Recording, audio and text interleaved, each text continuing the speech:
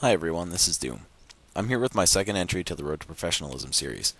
It originally started as a blog, which you can easily find on AllisBrawl.com. I'll provide the link in an annotation and the description for this video. The original entry was about how we as a community can clean up our language to help elevate our status as a professional community, especially on live streams and such. I strongly suggest that you just read the blog and check it out, because I'm not going to spend too much time talking about it. Anyway, it wasn't intended to be a solo blog. It was actually supposed to be part of a series, so here's the follow-up. In this entry, I'm going to talk about how the Smash community can strongly benefit by interacting with other communities, and not just outside of Smash, but also Brawl and Melee together. The Smash series is already at a disadvantage from the beginning. Regardless of any choices that the community can make, any behaviors that we have, we're instantly behind everybody else. The series was not designed to be a fighting game series, so says a large portion of Nintendo staff, including Sakurai, the person who designed the game. He has stated it's supposed to be a party game, it's not a traditional fighter, etc. That already puts us on very different ground than the Street Fighter series and even the Mortal Kombat series, the Tekken series, anything. We don't have life bars for each character and flat stages with walls and no hazards or anything. We have platforms, we have damaging stage hazards, we have edges, we have blast zones, the boundaries at the side of the stage on the top and the bottom, and we have stocks, unlike any other fighting game. Understandably so, this is a large turnoff for a lot of traditional fighter players. And the same applies in reverse. It also decreases Smash players' interest in other fighting games. And this aversion to a different kind of game is really something that holds us back. But it's understandable. Again, if you're used to playing traditional fighters, why would you play the Smash series, which is completely different? And vice versa. In fact, Sakurai's statement that the Smash series is a party game series has gotten us so much of a bad reputation with other fighting game players. Oh, you're playing Smash, you're not a real gamer, you're playing a game that was intended for use at 12-year-old sleepovers, is frequently said all over the place. And it's rather ignorant. We have done very well for ourselves as an underground grassroots community, and we've had very minimal professional sponsorship help. So I will give the Smash community a pat on the back for that. We've definitely come a long way from literally nothing. And that's awesome. That is hands down the coolest thing about our community. However, it's still got a lot of work that we need to do. So, real quick, I'm going to go over some of the pros of the traditional fighting game community. When I say a traditional fighting game, I mean mostly the Street Fighter series and other Capcom fighters like Marvel vs. Capcom, Capcom vs. SNK, the Mortal Kombat series, Tekken, Soul Calibur, basically games with life bars where characters fight and try to deplete the life bar of the other character or the other team. These games have a few things in common that you also may find in the Smash series. There are grabs, there is blocking, there are standard attacks, there are special attacks, and basically the goal is just to smack your opponent around until they're dead, or out of energy, or however they might describe it. A reason that these games have done so well for themselves is that the developers are very heavily involved with the tournament scene. At EVO, you see Capcom employees attending. You see them attending Capcom Unity events and hosting them in various places to showcase their new games, Street Fighter Cross Tekken, Ultimate Marvel vs. Capcom 3, as of late, Street Fighter 3 Third Strike Online Edition. This is awesome, because it shows that the developers care about what's going on. It's not just, we're going to drop this game, we expect you to buy it, and you're not going to hear from us until the next game comes out. That's what Smash has been. And with Melee, it was understandable because the GameCube was not capable of downloadable content, but with Brawl, it's a little different. We're in the age of downloadable everything.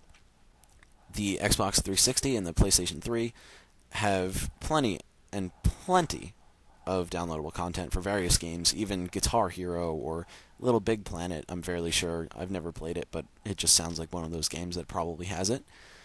And this has allowed them to patch their games, balance patches, additional content, new characters, new stages, new costumes. And if we saw this in Brawl, things would be a lot different. I'm sure many people who were turned off by things like overpowered characters or lack of content in the game itself, there would be so many less reasons to stop playing the game and very many more reasons to actually pick it up. It also increases the value of what you pay for. If you buy a game for $50 and there's more to come, that's awesome. So this developer involvement is very huge. Nintendo has blatantly ignored the Smash tournament scene since its birth, and they're going to continue to do so, I suppose, especially given Sakurai's recent statement as of a few months ago, where he said that he intentionally won't make another game like Melee because it was too advanced. If you learned the advanced techniques, you were at such a large advantage over the players that didn't know them that he just didn't want to do it because you had to put effort in, and the better player would most likely win, which is something he seemed to be very against. This everyone can play and everyone can win attitude is really holding back the Smash series, and hopefully it'll change in Smash 4.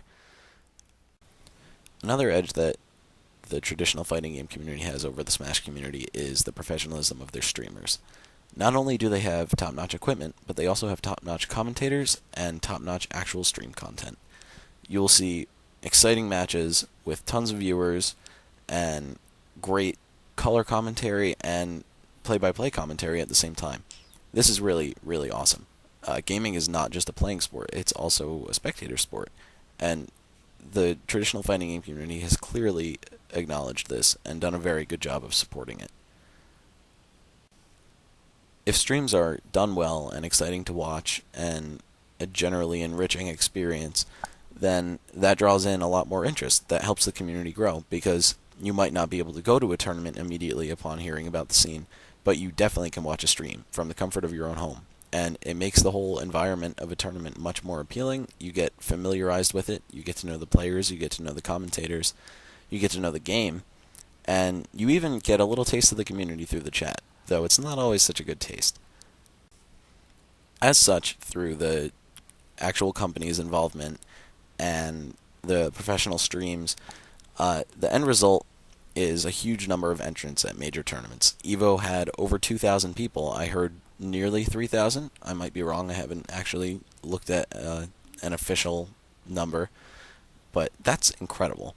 If you have huge tournament entries, then you have more people wanting to go. You don't show up to a tennis tournament where 3 people are there. If only 3 people are there, then why would you even want to go? Obviously, it's not that interesting if only a few people are watching it.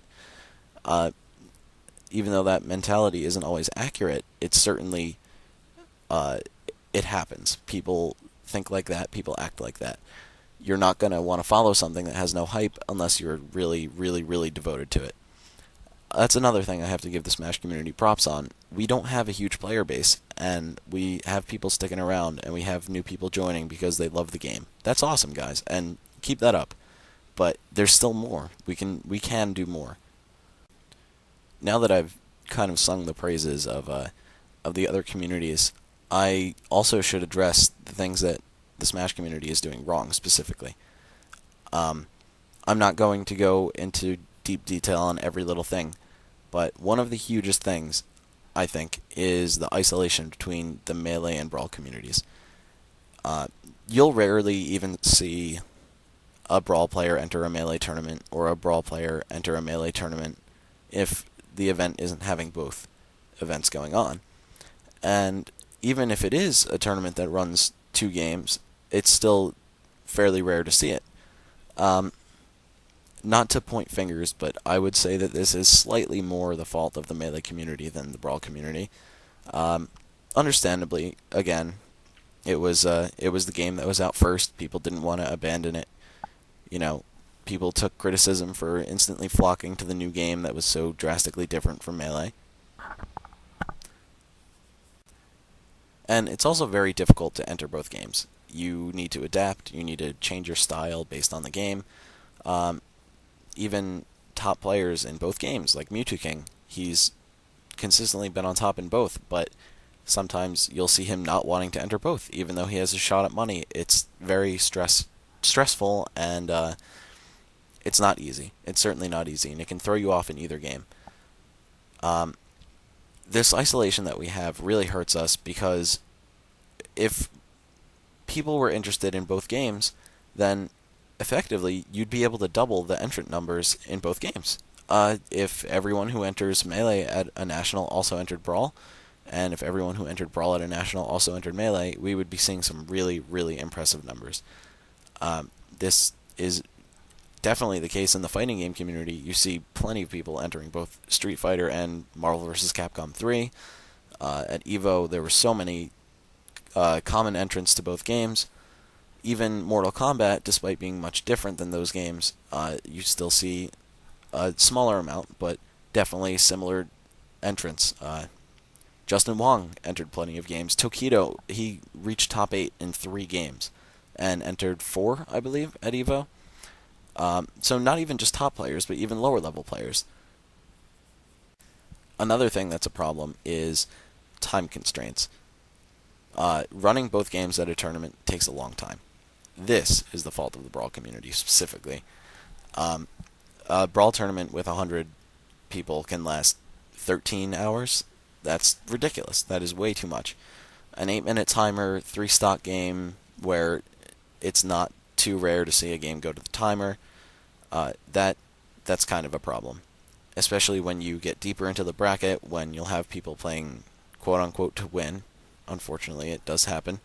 You will see planking Meta Knights and camping Snakes, camping Falcos, camping Diddy Kongs. It's a stressful, long day. And entering Melee or running Melee on top of that just requires more time.